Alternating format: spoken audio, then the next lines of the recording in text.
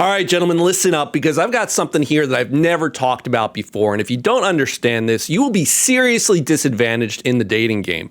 So I got this question. Hey, Jesse, I met this girl last week. We really hit it off. We talked for half an hour. I had her laughing. I had her touching me. We held eye contact with each other. I really felt the vibes of attraction were there.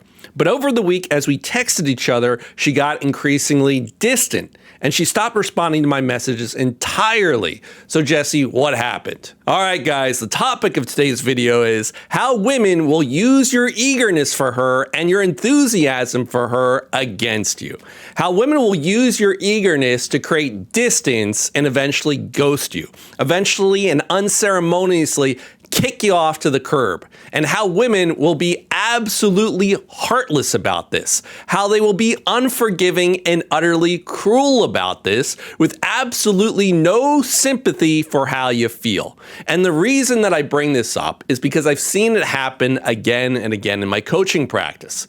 By the way, guys, my name is Jesse. I've been coaching men's dating for over 20 years now. I've gone on hundreds of dates to figure out the psychology of women. And what I'm sharing with you today is going to clear up a lot of confusion about how women really operate. But to dive even deeper into this, for most of you guys, if you're crushing on a girl, if you really like a girl, what you tend to do is you create this image of who she is in your mind. And it tends to be this very unrealistic, romanticized fantasy about who she is.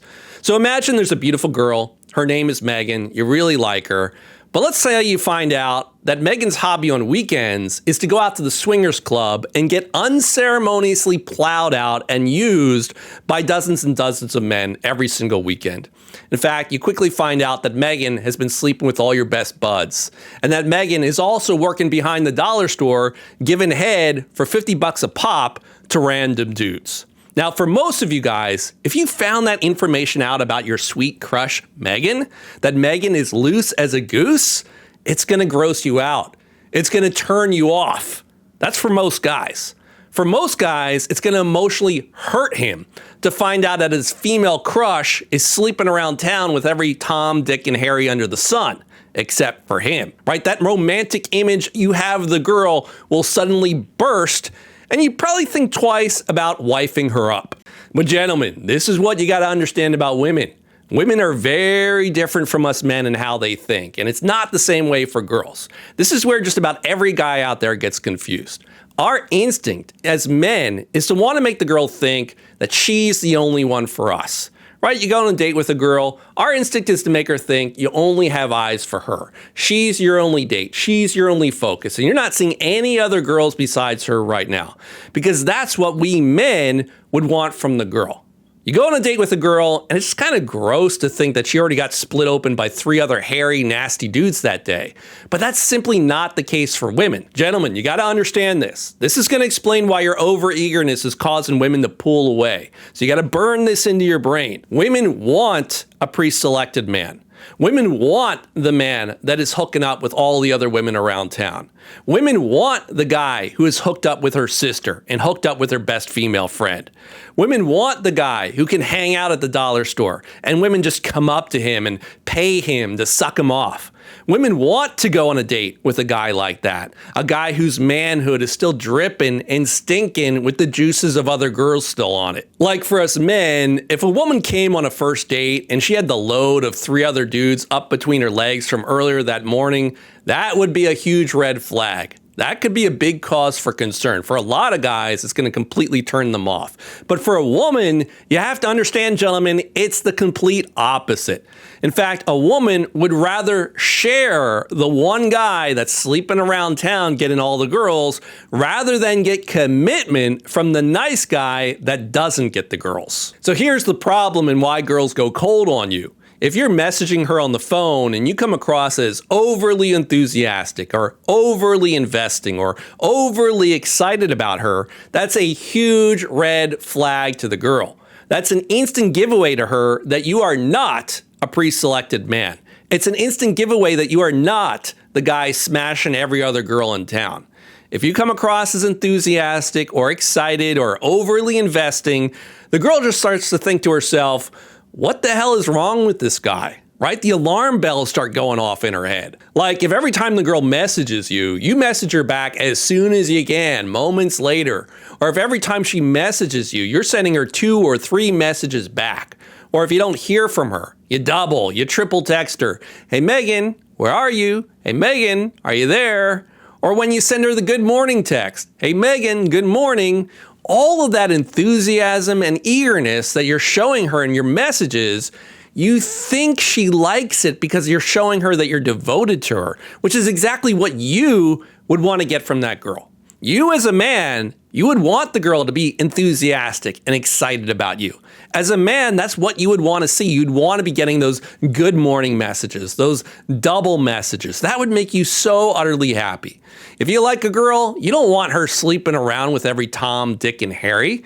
You want her thinking about you, and you want that to show up in your messages. But to the girl, it's a very different story because women don't think like we men do. All that eagerness and excitement coming off from you, the double texting, the good morning messages, the long messages, the emojis, it's all a blaring fire alarm going off inside that woman's head that other women do not pick you. Because the way you're acting, it's like you got way too much time on your hands. And that's a huge red flag that she is your only option. And when you show women that you're eager, when you show women that you're excitement, when you have that impatience to make things happen, to move things along, that's when her attraction shrivels up and she starts to pull away. So the way you want to think of this is what women will do when you're messaging them is that in a certain sense, they're testing you the entire time. Now, I don't want you to get paranoid about this or get inside your head about this, but it's just something to be aware of.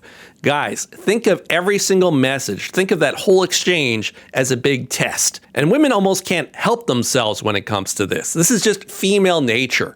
This is just how it is. Women do this subconsciously. It's like they can't even help it. She's testing you the entire time. She's trying to figure out, does this man have other options? Is this man hooking up with other women, or is he hung up with just me? Am I his only option? So what women will do, for example, is create these ridiculously long time delays where she won't reply to you for 3 or 4 or 5 hours and just leave you hanging. Or she might even spend a day or two to reply back to you. Or she'll give you these really short, these inappropriately short 1 or 2 word answers. Or she'll give you some attention and then take that attention away from you, right? She's playing all these different little games and she's not even fully conscious of what she's doing. It's not malicious on her part. It's all just a big test. A test to see how you're going to react. A test to watch what you're going to do next. She's really trying to determine, are you a pre-selected man or not? Are you the guy that's hooking up with all the other women or not? Are you juggling other women? Do you have other things going on in your life that are more important than just waiting by your phone, waiting to respond to her? Can you sit tight? Can you be patient? And that girl is hoping, she is praying to God that you do have other options besides herself. She's hoping that you're not going to double text her. She's hoping that you're not going to be sending her the good morning messages. She might like that extra little bit of attention at first because it strokes her ego. It gives her that hit of validation.